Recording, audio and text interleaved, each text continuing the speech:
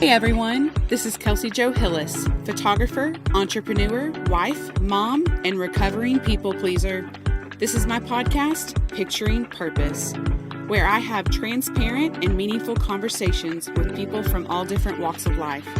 My hope with this podcast is that you find encouragement, lean on faith, and trust God's purpose for your life. So with that in mind, let's jump into this week's episode of Picturing Purpose. Hey everybody, this is Kelsie Jo. For my first ever episode, I was like, what am I going to do? How am I going to explain to everybody what my purpose is, why I'm doing this podcast? What's the point of it? Because I would think to myself, if I were a listener, I'd be like, okay, so what's your story? What do you got going on? And so I've been back and forth on how I'm going to do this, how I'm going to explain myself, if the first episode was just going to be me, if the first episode was going to be an interview with someone. So 4 days before launch, this is what we're recording right now. I have a special friend with me. Her name is Brook. We met at church, and you can go ahead and say hi if you want. Oh, hello. Brook is a special friend of mine. I was waiting until we were recording to say this. Oh, no.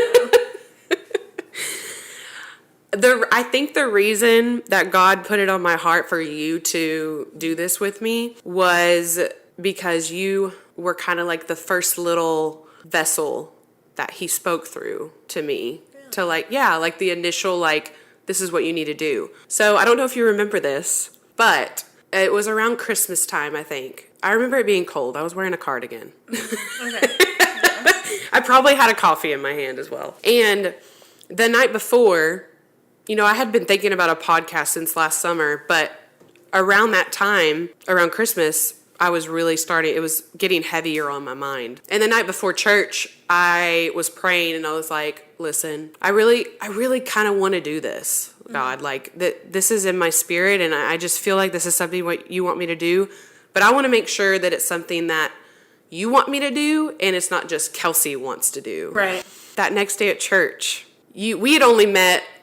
we had just recently met, and so we didn't really know each other like we know each other now. Mm-hmm. I'd say we were like acquaintances. And you were with Winter, another friend at church, and we waved at each other, and then you came over to me and you were like, I just have to say, she's like, you said, I watch your stories on Instagram, and I just needed to tell you that you have a voice, like a speaker's voice, I could listen to you all the time, it's soothing. And I was like, that's random, but thank you. I didn't actually say, wow, that's random. I was like, wow, thank you so much. But in my head, I was like, okay, why would anyone say that at that point? The Holy Spirit put on your heart to say that to me. Yeah. Because he knew that I needed to hear that. I didn't say that to you because wow, that's so weird. Who would say that? You got the bravery to come up to me and say it. Okay. Yeah. Thank you. Yes. Thank you for that. So I have Brook on here today because instead of me interviewing someone, I'm actually going to have Brook interview me. And I gave her homework. I told her that I don't want to know any questions that she's going to ask me. It's completely organic, so I have no idea what she's going to ask me. I'm a little scared. I will tell you, though, that I can see now my transformation from last year to this year through this because I did an interview for something last year and I remember being so nervous and I had all the questions written down, what I was going to answer. I was prepared because I was like, people need to see me in a good light. This is how they need to see me. It wasn't organic. It was this is how I want you to see me. Right. And the moment that I asked you to get some questions ready for me and you were like, okay, well, I'll send them to you later. I was like, nope, don't want to see them. And my mind instantly went to, wow, look at that improvement that you didn't have to beg her for questions so that you could prepare yourself. I want this to be completely real, completely authentic. Yeah. And I'm so excited about it. But I would be lying if I said I wasn't nervous. Well, I didn't think you were nervous, honestly, until you said that. great. Do I hold my composure well? Yeah, you seem confident. Awesome. Excited, so. Good. Well, before we start, can you just share a little bit about yourself? Yes. Okay, so my name's Brooke with no E. That's very, Yes. And not Brooklyn. It's yes. Brooke. Well, actually, it is Brooklyn, but that's a really long story. So. Oh, okay. But you like to go by Brooke? Yes. I go by Okay. Brooke. I have 3 siblings, mom and a dad. I do photography on the side. Yep.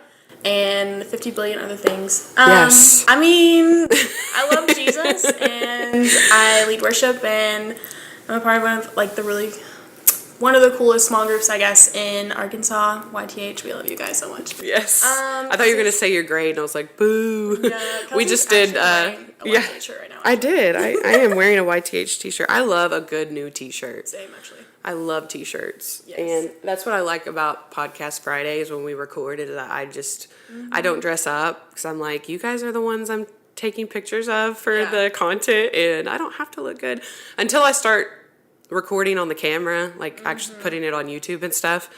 I'm just gonna totally bum it. I'm here for it. Yeah. Honestly. But we met at church through YTH. But I think that did we talk before that? No, I don't think so. I think it was like, okay, you'd started coming, and I was like, oh, this is Kelsie, like, she's a photographer.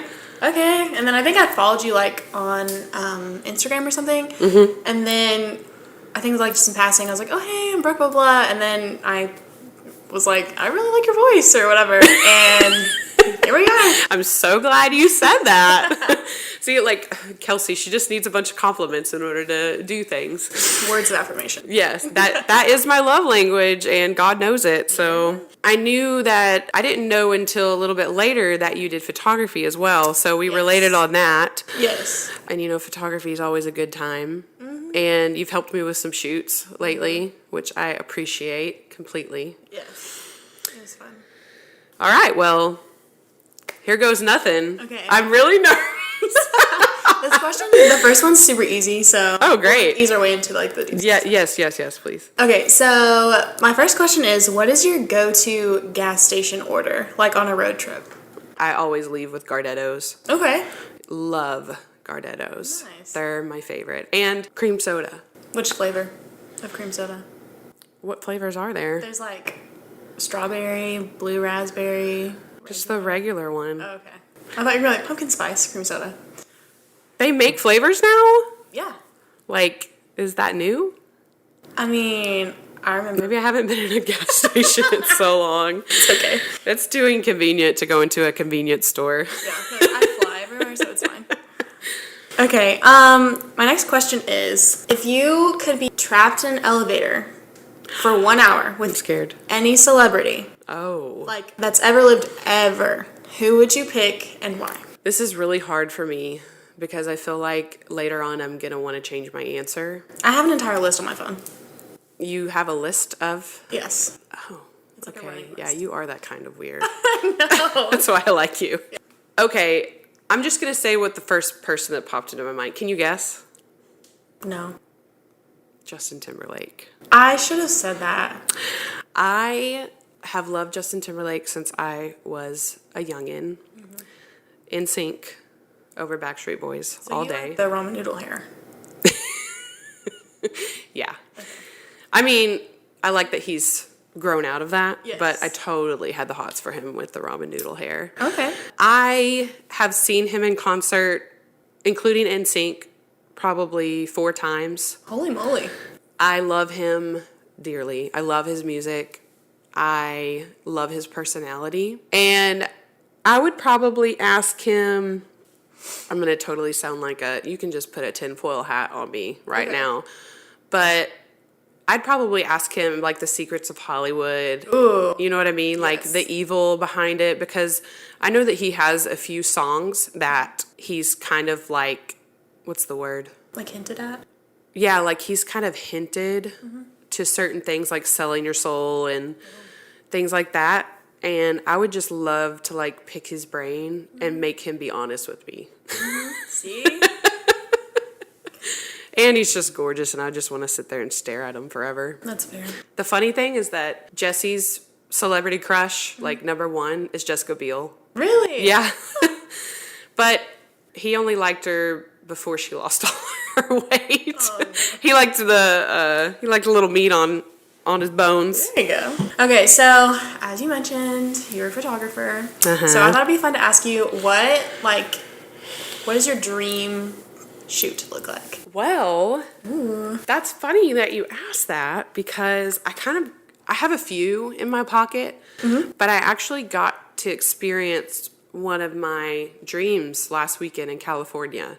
We went to San Diego with a few of my photographer friends, and I've always wanted to take pictures in a windmill farm, like wind turbines. I've always had a thing for them. I don't know why. I think just like we would travel to Amarillo a lot as a kid, and when you drive from Arkansas into Texas through Oklahoma, you pass, I think there's one in Oklahoma, like a big one, and I was just always mesmerized by them. I was like, it would be so cool, which it's kind of impossible to do there, to like do a shoot there. So I saw a TikTok before the trip of a wind farm place, a wind turbine place in Palm Springs, and I was like, oh, we have to go there. And I like Googled how far it was from San Diego. It's only like 2 hours, and I was like, we're totally doing this, because my photographer friends, we like to at least set up one shoot while we're together, and that was our setup, and it was so much fun. I'm so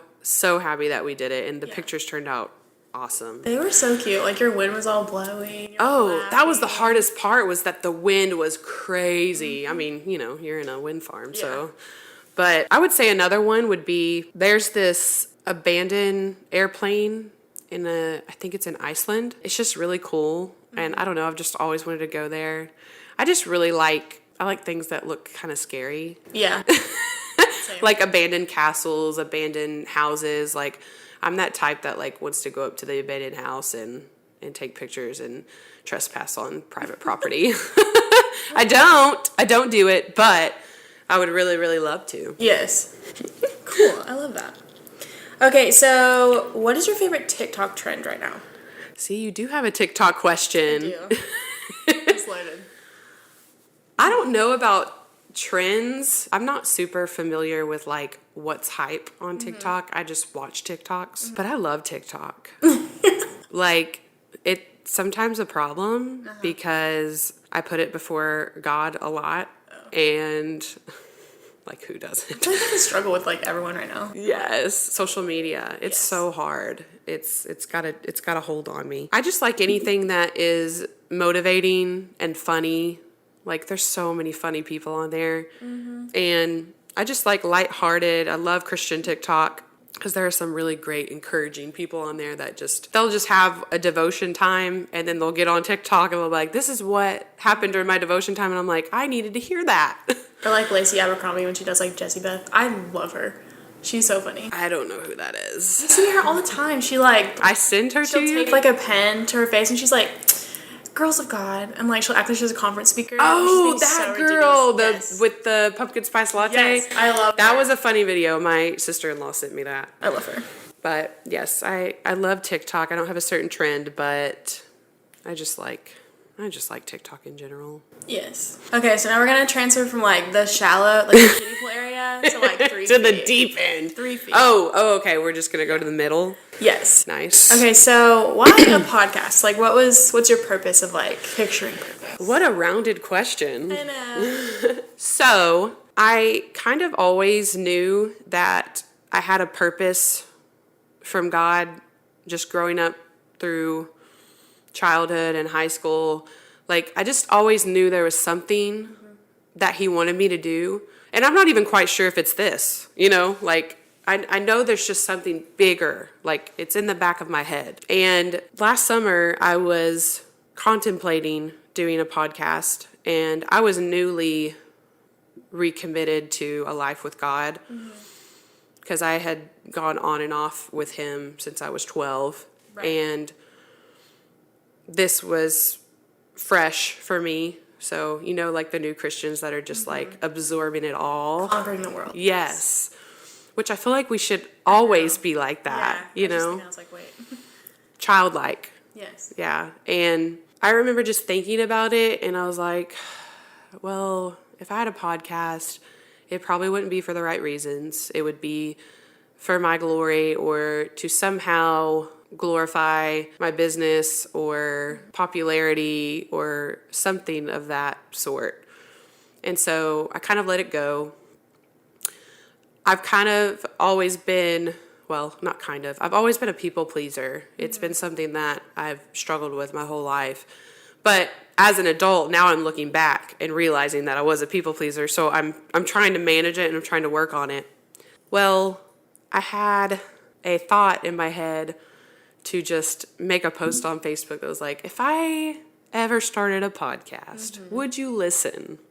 That's basically how I worded it. Or like, what do you listen to? And I got a lot of good feedback. Like someone was like, yeah, if you do one, I'll listen. Or I don't really listen to podcasts, but if you do one, I'll listen.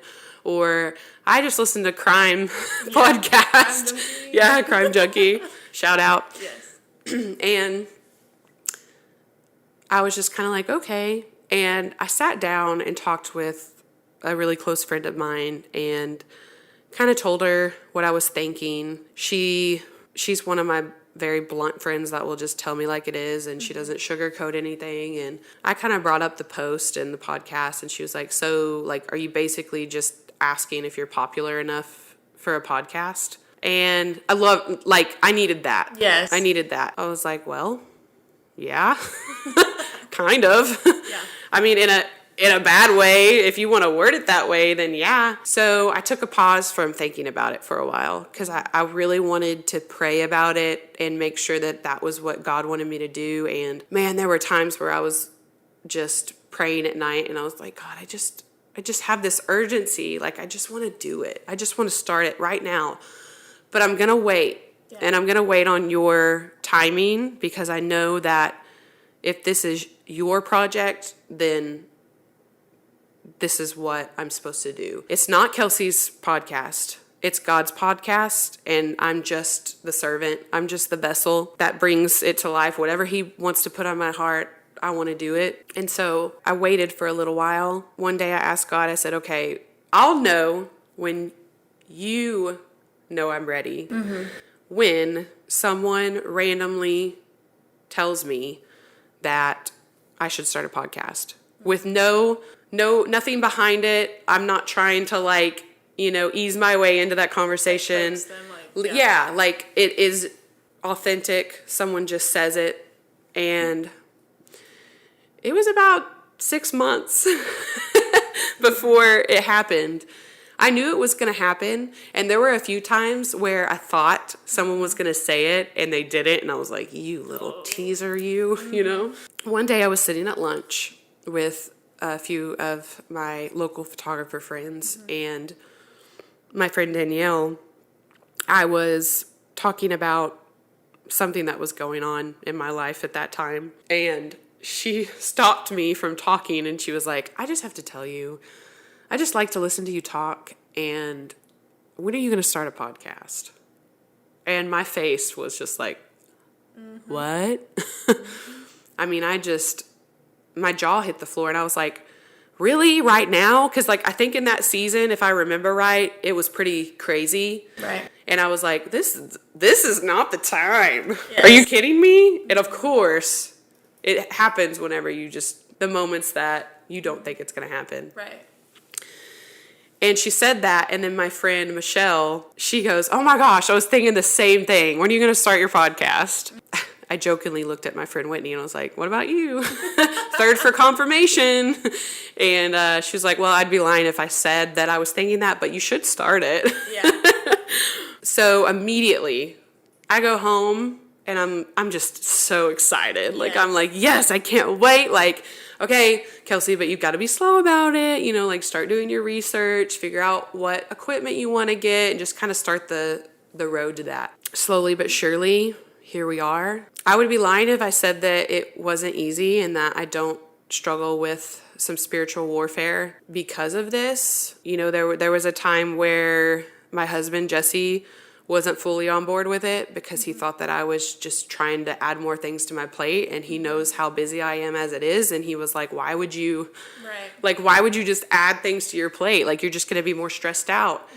And, we had a really deep discussion about it, and I was like, I'll know if I'm not doing this for the right reasons if I get stressed out about it. If I have an interview planned and they back out, I can't get upset because that wasn't his will. If I'm late getting a podcast out there that is on a deadline, that was his will. It's not for me to stay up all night just to get this podcast going. And so I'm glad that Jesse confronted me with that, because as my husband and as my partner, like, he's my, he is my support system. Yeah. And I think once he saw like the beginning stages of it, and when I announced it and how passionate I am when I talk about it, now he's like, yeah, game on podcast. Like, I'm like, launch day, September 1st. And he's like, what? Are you ever going to have Jesse on the podcast? Oh, for sure. Yay.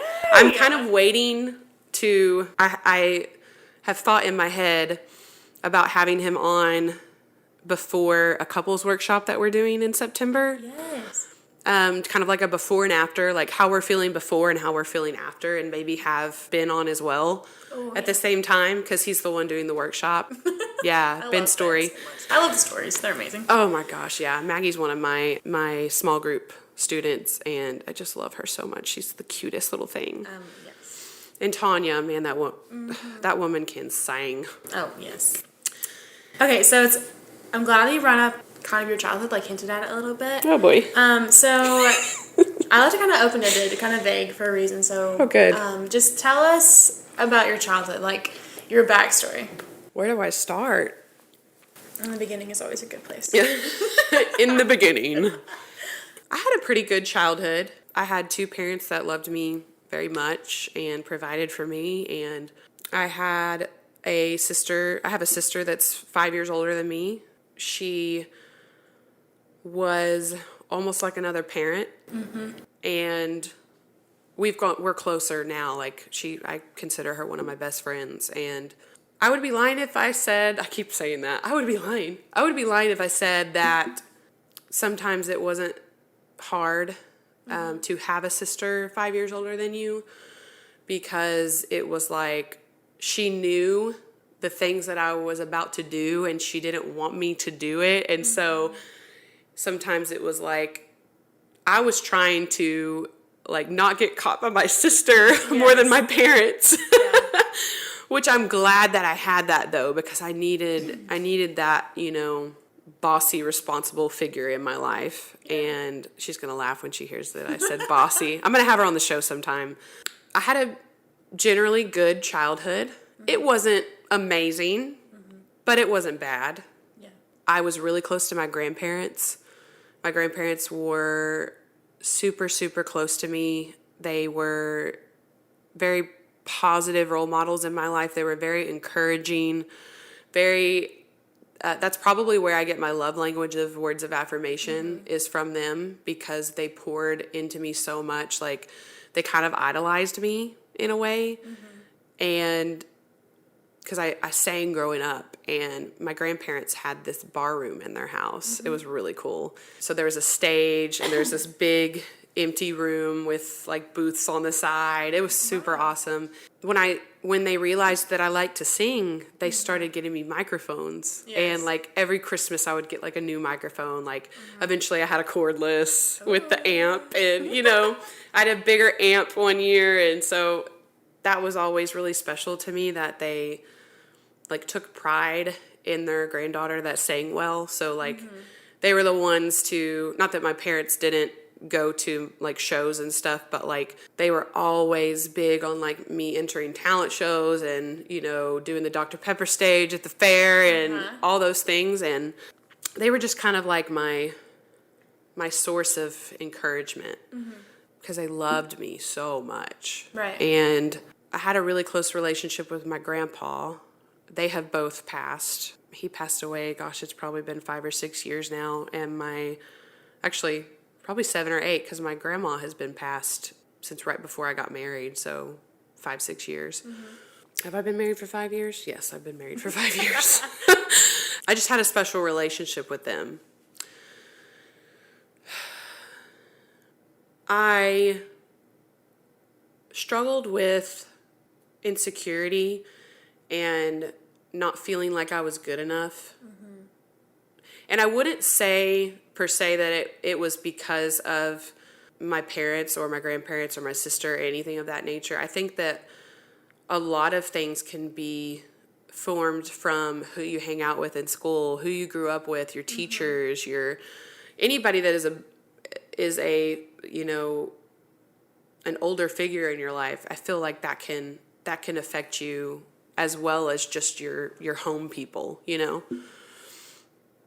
And I always just had this feeling that I needed to like work for my value. And this is something I still struggle with.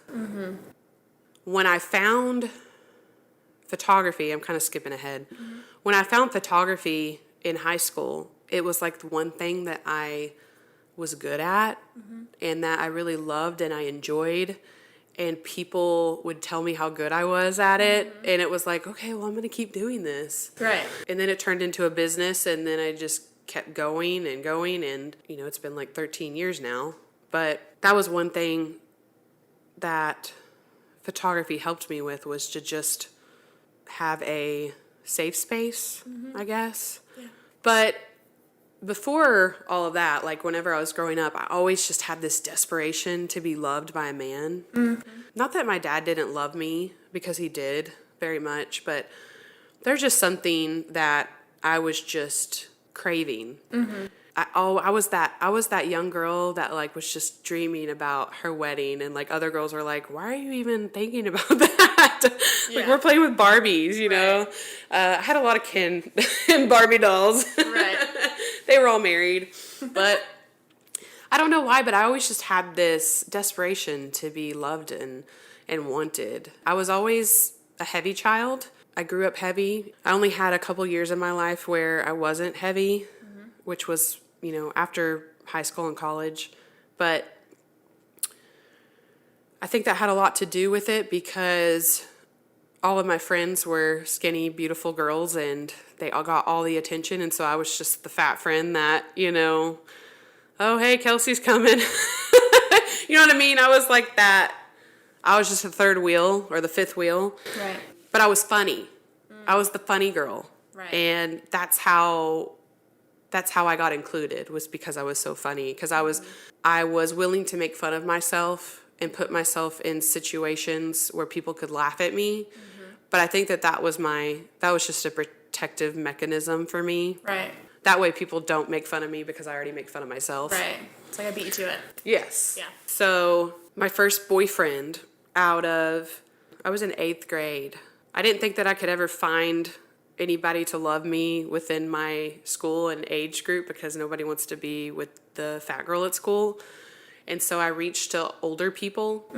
And like my whole life, my friends have always been older. I don't know, like my best friend is 51 years old. Right. I just have always related to older people. Well, I came across my first boyfriend, and he was 6 years older than me. At first it was a secret, and then my mom eventually found out, and then my mom had me tell my dad, and my dad was like, heck to the no. I think after a while he started to realize that like she's gonna do whatever she's gonna do, and I just need to love her. And he eventually, he didn't fully accept it, but he was like, okay, let me meet him, you know. Right. And so I was with him for about 4 years. Wow. Yeah.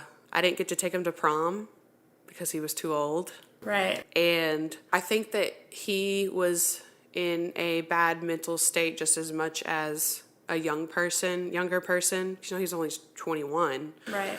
He found a young girl that loved him and cared for him too. And it's unfortunate that it happened that way, because now that I look back at it, I'm like, I was way too young for you. Like, you should have not even been responding to me. He was never abusive or pushy about things. I mean, I was more than willing. Right. You know? Yeah. I was that girl that was more than willing. Like, I wanted your love and affection. Right. And, you know, my first time that I had sex, I was 15 years old. And it's unfortunate that I was that young, but I think it's even more unfortunate that if I would have surrounded myself with better people, I don't think I would have been, like, if I would have stayed in contact with my youth group that I was in and just really let them encourage me and love me, I don't think that I would have gotten to that state. Because there was a time when I was younger that I was like, okay, God is real and he really does love me. Like, I felt that, but it was almost like, okay, well, you're not good enough. Yeah. Like, you can't give me the attention that a man can. Uh-huh. And so, yeah, I went through that. I went through 4 years of dating this first boyfriend, and then I went to college for a little bit. My mind was never on school, ever. Even throughout high school. I struggled passing any classes in high school and college because I didn't care. I was there because you told me to be there. Right. You know? And I tried to get C's so that my dad didn't hate me. Right. And I definitely wasn't ready for college. I didn't know what I wanted to do. I knew I wanted to do photography, but I didn't think that was in the wheelhouse because not a lot of young women or even just young people were starting businesses. I was like, this is just too far, because it was all about going to college, getting a degree. If you want to make money, you either have to be a lawyer or a doctor, basically. I'm so glad that it's evolved now that like we're like, hey, find a trade. Absolutely. You know, start your own business, do whatever, find something you're passionate about. I wish I had that out of high school, because it was all about college. And I didn't want to go to college. It just wasn't for me. Yeah. And I remember I went to college to pursue graphic design, and I hated the art classes. Like, I love when people think, they're like, oh, you're a photographer, so you're like creative and you can like paint trees and draw people and draw portraits. And I'm like, no, like I can't even draw a stick person. Yes. Like I don't have that creative wavelength. It's just pictures. That's it. And I ended up dating a guy, which I'm actually one of the episodes that will be on in the next couple weeks. I kind of go into this relationship, but I dated a man that was addicted to pills for about a year.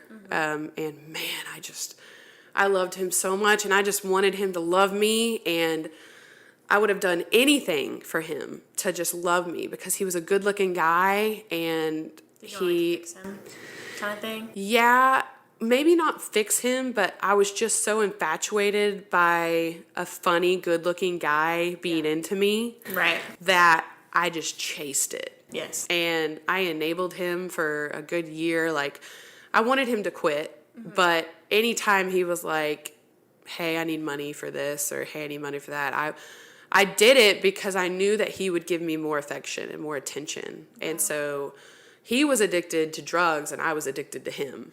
And that's usually how the drug addiction story goes. Yeah. If they're not both on drugs, one is addicted to the other person. Right. I go into more of that in a following episode, so listen. Stay tuned.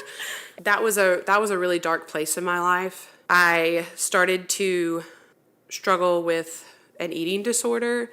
You know, because I was heavy for so many years. I was like, I'm tired of this. I'm tired of being lonely. I just want someone to love me. And no one's going to love me unless I lose weight. No one's going to find me attractive. No one's going to think I'm worth anything if I don't lose weight. And it was one day I just was like, I'm just not going to eat today. And I think I had like one chicken strip.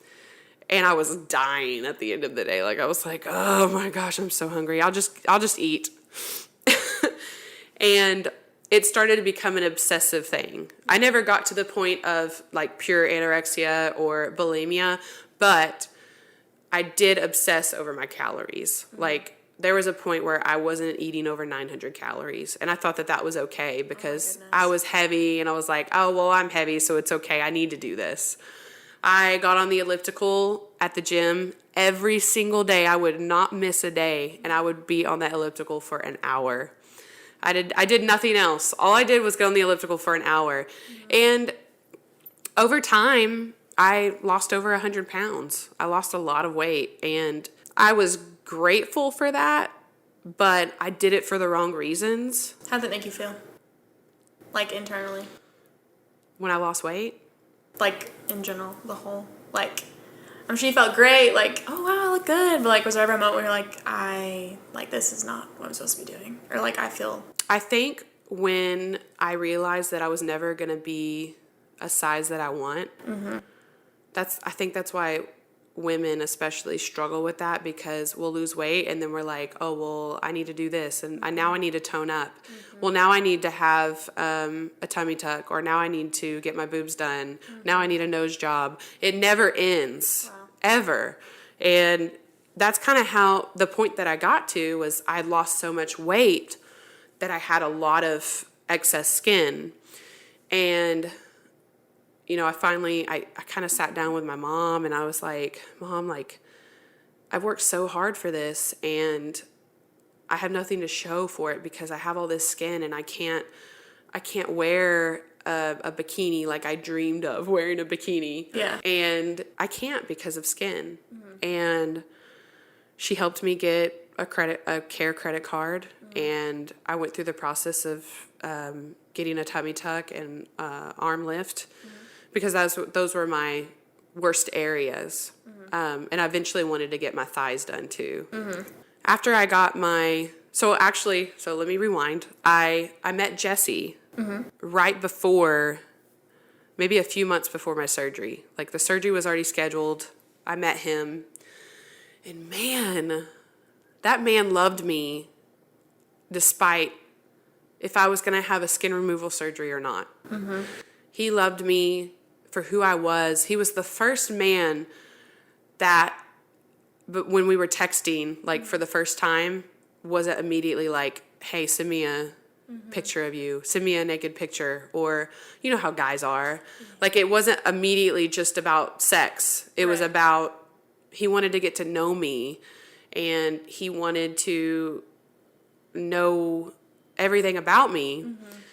And when we met, it was kind of a crazy story. I may have to do that on another episode. But I remember, because he lived 6 hours away. I don't know how we found each other online 6 hours away. It was on a dating website. I'm not sure how that search engine got so far away.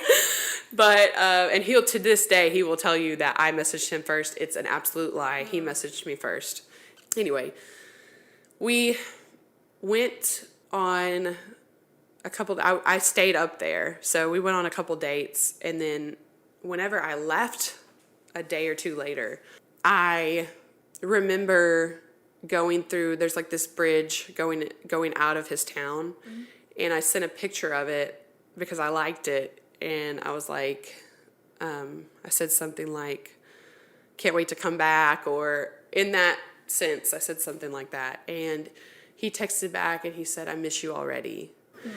And I remember thinking before that, okay, he's just going to ghost me. Like, here's another one, to give me a little glimpse of hope. And then he's not going to talk to me anymore. I mean, he lives 6 hours away. So what can be done with that?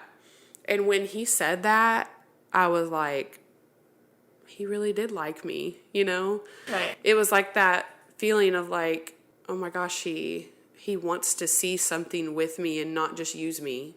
Yeah. That was life-changing. Anyway, fast forward.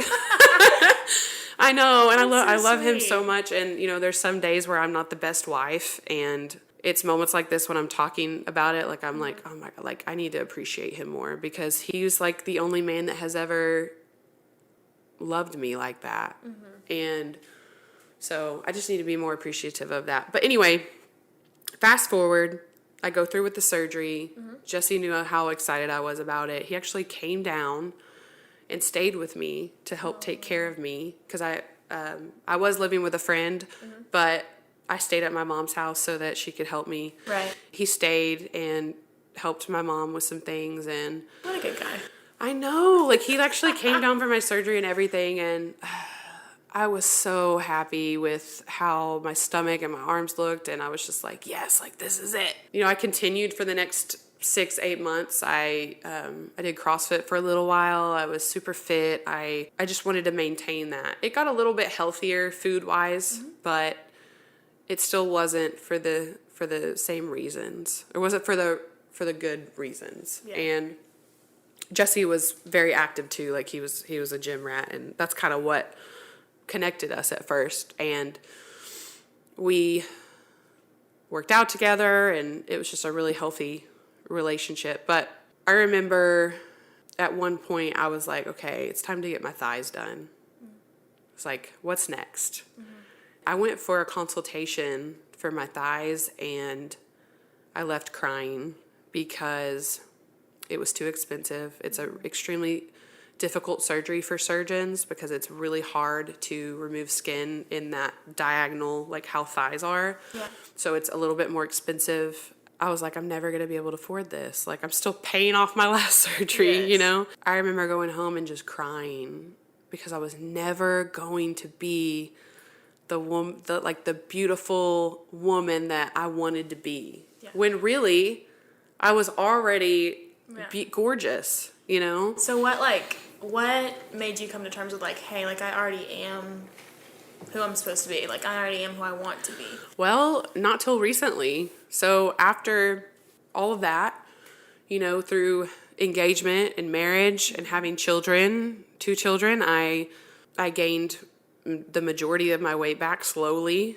And it wasn't until I dedicated myself back to God when I finally realized that, like, it doesn't matter how much I weigh or what size I wear. Like, it matters what my heart looks like, and, like, what am I doing to serve his people? Like, what am I doing to encourage people? What am I doing to just be a good existence in the world and not just care so much about my physical appearance, Yeah. you know? Because I cared so much. Like, when I was gaining my weight back, that was hard. That was so hard because I was like, look at what a failure I am. Look at all the work that I did. And I strived to be this, like, weight loss guru girl that was on Facebook and Instagram posting about her weight loss. And everybody was so encouraged by me. And, like, there were a lot of people that started not diets, but, like, they started lifestyle changes and they started eating better because of me. Right. And I got to a point where I was gaining weight and I was just like, I'm useless now. Yeah. And it's a big pride thing. When people have lost weight and gained it, it's like, well, where's my power now? You know, like, I was at the top of the world and now I'm, like, crashed down here. It's like, I mean, it's just like an addict relapsing again. Yeah. So that was really hard. So, can you describe the moment when you were like, okay, like, I'm all in with my faith? Yes. I don't think I have, like, one specific moment, but I do have moments leading up to it. Okay. So I mentioned this in another podcast episode that is actually released the same day as this one. Carly, my second baby, she was not planned. And I had a really hard time with the realization of being pregnant with her because I wasn't ready for a second child. And that's what led me to start going to counseling. When I started going to counseling, my counselor is a Christian counselor. He's not, like, straight up Christian, like, he won't, like, directively talk about faith, but he kind of indirectly talks about it. And he knew that I was a Christian going in because that was one of the first things I told him was that I believe in God. And he approaches certain ways in, like, with faith and hope. It ultimately led me back to going to church. And especially with everything that went on last year, Right. just with the virus and Just 2020 as a whole. yeah, just all 2020, it just kind of made me realize that I need to do some work in myself. Yeah. Whenever I had Carly, when I finally was like, okay, I'm pregnant, like this is happening, the day that she was born, okay, rewind. My whole pregnancy, I felt like God was always telling me, like, just trust my timing. Just trust my timing. And I was like, no, I don't want to trust your timing. This was not a part of my plan, okay? Yeah. And finally, when she was born, it was like, your timing is always perfect. Yeah. And I was actually at a church service when I was maybe 30 weeks pregnant, around that time. And the pastor said something about how God's timing is always perfect. And I was like, alrighty. Thank you for that answer. And so I would say that my moment was having Carly and trusting God's timing and realizing that he will work everything out for good and that you just need to trust him. And it just kind of baby stepped into that. Jesse and I we started church shopping, went to Harvest Time, never left, and here we are. It was just the fellowship, you know. Yeah. You have to stay active. In order to grow your faith, you cannot just go to church on Sunday. It doesn't work that way. Yeah. You have to actively be in your Bible, in the Word, in community. In community, yes. Every day. And it's hard, but that is how we can be healed. Right. So, you just had a baby, and you just rededicate your life back to the Lord.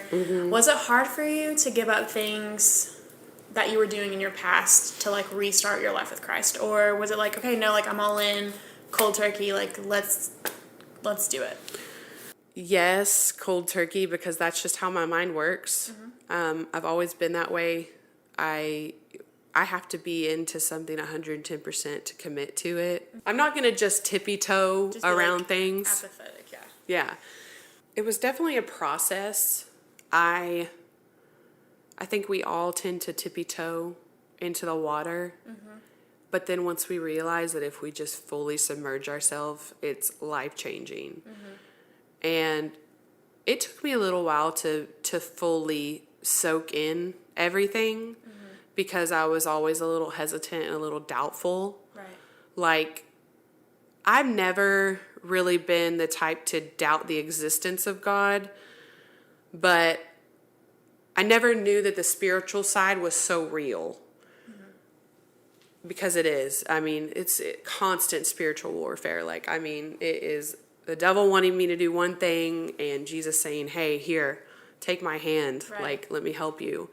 And until I grasped that concept was whenever I finally, like, gave it all to him. Like, I kind of had to go through a process. Like, when Jesse got baptized, I was the beginning, I was on top of the world. I was like, hey, my husband's saved and he's getting baptized and his mental health is so great and Jesus is healing him and he is just, like, thriving. And then that night after his baptism, doubt entered my head. And it was like, is God really even real? Like, how do we know that he's real? And my friend Dana was like, are you kidding me? She's like, you just watched your husband get baptized today. Yeah. After so many tears and, you know, just work going towards that, you know? And she was like, of course the enemy's going to try and tear you down. Like, yes. you just led your husband to a life with Jesus. And he doesn't want you to believe in that. Yeah. And it's just crazy, like, the warfare that goes on in our head. Oh, yeah.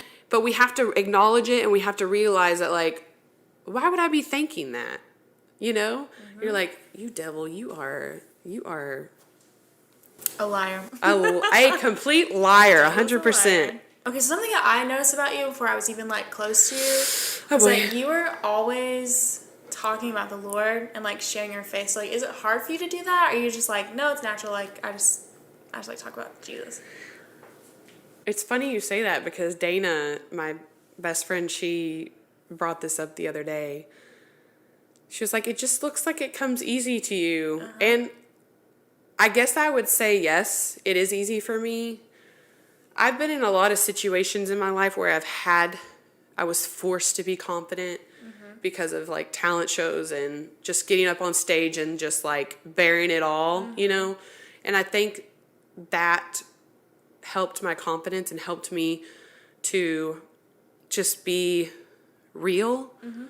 And I think also what it is that what motivates me the most is when I hear other people talking about Jesus and how they've changed, how he's changed their life. And it inspires me and it makes me want to be better and to like live a more godly life. And I'm like, I want to be that for somebody. Yeah. Because, and also I'm just that weird girl that just likes uncomfortable conversations. Me too. I feel like I thrive in I thrive in it. Like I can't, honestly, I struggle with surface level conversations. Oh, same. Hate them. Like if people just want to sit here and talk about surface level things and don't get deep at all, I'm automatically bored and I just want to leave. Yes. And I'm like, tell me about like when you went to jail, you know? Or like, tell me about like where do you hurt at? What's your addiction? Yeah. Can you tell me what you're addicted to, please? Yes. Like what deodorant do you wear? Yes, like but that's what life is about, about healing ourselves and healing other people and to guide them to Jesus and guide them to a more confident, fulfilling life. It's all about being confident in Jesus and also the rewards of being confident in him and talking about him so much. I could sit here and talk about him all day. Your demeanor is literally different. Like, you're talking about yourself and you're like, well, and now you're like, God is so good and like, it's all hype. I love it. Yes. That's because that's how good he is. Yeah. Okay, so off of that, do you ever receive any flack because you're so open about your faith, whether it be personally or like business-wise? Because you're also very open about your faith with your like social media. Business, your business too. I was a little concerned about that when I started talking about my faith on my Instagram stories. But the overflow of positivity that came from that by far outweighs the negative part of it. And to be honest, I haven't really had that much negativity. I think maybe the hardest part has been relationships changing, friendships changing. Yeah. For me, because I love and care about my friends so much. And not to brag, but I have a lot of friends. Yeah. Not that I am like, hey, come here. I just have experienced so many things, and I have friends that I've had since I was a baby, and I've had friends that I've had for just the past year. And I just like making connections with people. I think that's probably been the most negative thing for me is because I worry that sometimes I think that people tend to look at someone that's very vocal about their faith as someone that feels like they're better than everybody or that I'm judging them when I'm not. Yeah. I worry about that a lot because I don't think that I'm better. It's worse. Like, yes. I don't think that I'm better than anybody. Yeah. I don't even think I'm on like the same level. Like that's my insecurity deep inside is that I don't think that I am as great as other people tell me I am. So when people grow distant from me, sometimes I think it's because they're like, oh, well, there she goes now doing a podcast and okay, here goes Jesus freak now. She's doing this. I've had to learn to just appreciate the season of life and just trust God's timing. I know that he has a purpose for me no matter what. And no matter what negativity I get, the positivity that I get from it, like, just like this podcast, if we make 1 million episodes and only one person gets something out of it, I've done my job. Yeah. And hopefully more than one gets something out of it, but that's my whole purpose behind it. And I'm starting to not really care what people think about Kelsie. That's amazing. Yeah, thank you. That's awesome. It's really hard. Yeah. But it's because of my confidence in Christ that I am like that, because I'm like, he's kind of like, hey, put it on me, baby. Like if they don't like you, put it on me, because that's why. Yeah. Like Jesus said, like they're gonna if they hate me, they're gonna hate you too. Yeah. And I feel like that 100%. Yeah. I had to get past that. I had to get past being loved by everybody. That's huge. I'm still working on it. I'm still working on it for sure. But with his help, I can get through that because, I mean, we're all going to have our challenges. Not everybody is going to love this podcast. Not everybody is going to be influenced by it. Some people may even hate it. Mm-hmm. And I just have to get over that hurdle and just be like, it doesn't matter what they think. It matters what God thinks. It matters as long as I'm living my purpose that he has given me and using my gifts that he has given me, then solid. And if my marriage is good and my kids are happy, I'm fine. There you go. I love that. How do you use your job as a ministry? Good question, Brooke. See, this is why I picked you for this. At first, when I started getting back into church, I was like, how can I use that for ministry? Because it's not like you can be on a photo shoot and be like, do you know about our Lord and Savior Jesus Christ? Like, okay, can't do that. I mean, I can, but you know, might not be received very well sometimes. Right. Like I've got to do my job, and they want me to take their pictures. That's it. Like, let's go. But I do think that the platform that I have created through photography is a massive ministry, because if it weren't for my photography business and the platform that I've grown through that, I wouldn't have this podcast. True. I wouldn't have had the guts to do it. I wouldn't know all the people that I know to do it. Like, I mean, I've got so many people in my back pocket to interview in these podcasts, and it's because of photography. It's because I have met and known so many people that I can do it this way. So I love that. Thanks. You love everything I say, Brooke. I know. I'm like your biggest fan. Everyone tells me that, like, I'm a really good hype girl. So you really are. Yeah, you are a good hype girl. Thank you. Ooh, this is a good question. If I don't say so myself. What is your biggest failure, and how did you learn from that? I've never failed. I'm kidding. Gosh, I've failed a lot. I would say, generally speaking, my biggest failure has not believing in myself as much as I should, or believing in me as much as the people that love me believe in me. I struggle with that. I struggle with believing how great I am, like my friends do. Like Dana, she wants to knock me side the head sometimes. She's like, do you not see what I see? And I'm like, no, I don't. Yeah. I'm so afraid. It's kind of like imposter syndrome. I'm so afraid of people thinking that I think that I'm better than them.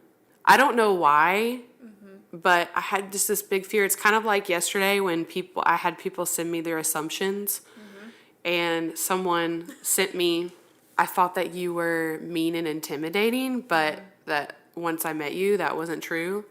I don't like that. I like that feeling. I don't like that. I don't like people thinking that I'm intimidating, because then I'll go, well, what did I do wrong? Like, did I mean mug them? Like, did I have RBF? What did I do? Yeah. And then I question myself.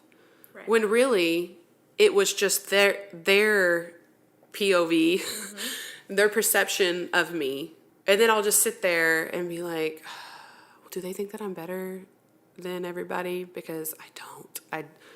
I don't. Like, that's one of my biggest struggles. Business-wise, I think my biggest failure is probably letting people walk all over me. It's been a while since that has happened. Like, I've had a lot of experiences where people tried to take advantage of my kindness or take advantage of the fact that they were my friend. And, I mean, I've gone through some, like, business lawsuits and all kinds of stuff, to where I just kind of left myself open to be walked on.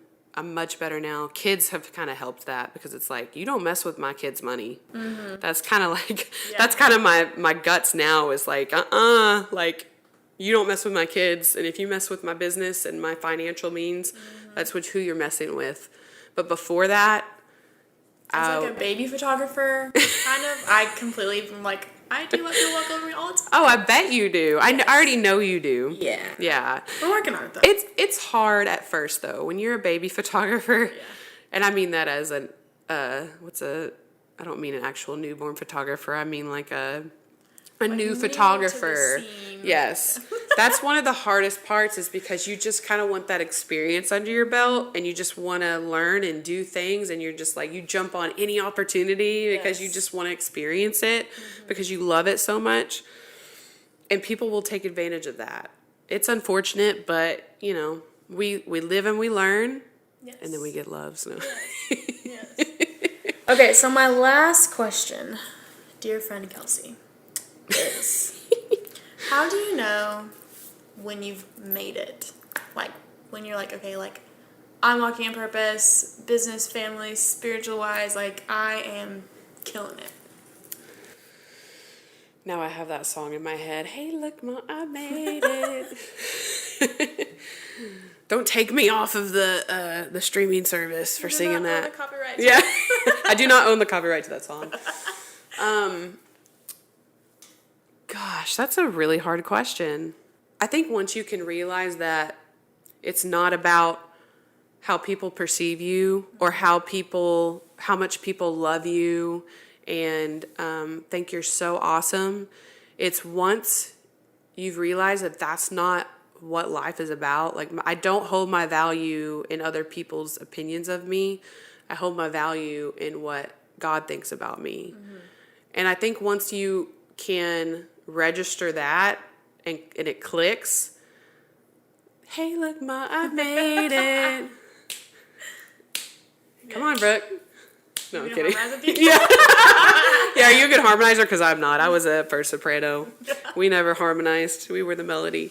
But yeah, I think just in general, just, you know, just being confident in who you are and who God designed you to be is a total make it for me. Yes. I don't care about your status, how much money you have, how big your home is, how popular you are. Like, what's your purpose in life? What are you doing for the community? What are you, how are you pouring into our youth of today? How are you pouring into people that need to be poured into? Like, I used to look at people that like were just so popular and like had money and stuff. I'd be like, oh my gosh, like I want to be like them one day. Yes. Now I'm like, I know those people and they aren't that happy. So okay. Yeah. How can I help you? Exactly.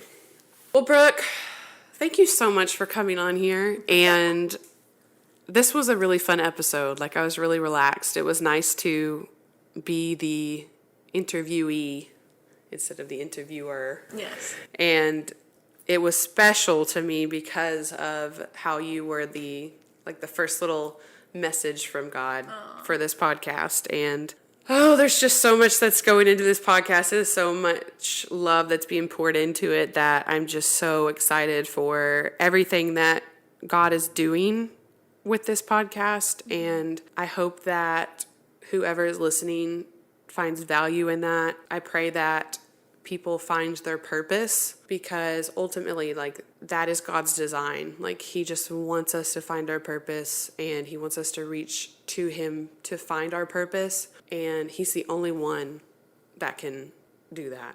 Yeah. No one else can.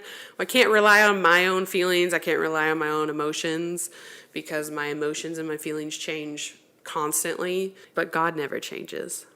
God's love for me never changes, and God's will for me never changes. And so if you're listening, I hope that you continue to listen, and I hope that you find peace and joy within this podcast. Thank you. Amen. Amen. Thanks for listening, and I hope you enjoyed this episode. If you would like more information on this podcast, you can find me on Instagram and Facebook under Picturing Purpose Podcast. Find us on Anchor as well as every major streaming service. If you are excited for this journey and want to see this podcast thrive, there are many ways you can help. The most simple thing you can do is by leaving a 5-star review on your streaming service of choice. Reviews help podcasts so much. Another easy thing, anytime you see a post from the Picturing Purpose podcast social media pages, please comment, like, and share. This generates a bigger audience and brings more listeners. You never know, one of your friends may need to hear an encouraging word. I need daily motivation myself. Last but definitely not least, if you want to see this podcast fulfill its purpose, your donations are incredibly appreciated. Keeping the podcast up and running is an extra cost I have taken on and will continue to do as needed. I know that God will always provide because this podcast is His. Not only will donations go to the making of the podcast, but Picturing Purpose will be blessing 50% of its September earnings to people in need. Whatever God puts on my heart is where the money will go. This month, we are blessing First Choice Pregnancy. This organization goes above and beyond for the community, and I am honored they were able to come on the show. Any donation, $50 or more, will receive a free Picturing Purpose t-shirt. You can donate by going to Kelsie Joe Photography. Kelsie is spelled Kelsie. Joe is spelled J-O. Photography.com/Picturing Purpose Podcast. That's KelsieJoePhotography.com/Picturing Purpose Podcast. If you are unable to donate, your prayers are powerful. Please pray for this podcast and that it continues to serve its purpose and spread the love of Christ. Our hope is that Picturing Purpose is an encouragement to anyone that needs it and that we create strong, confident, and motivated disciples. Thank you for your support.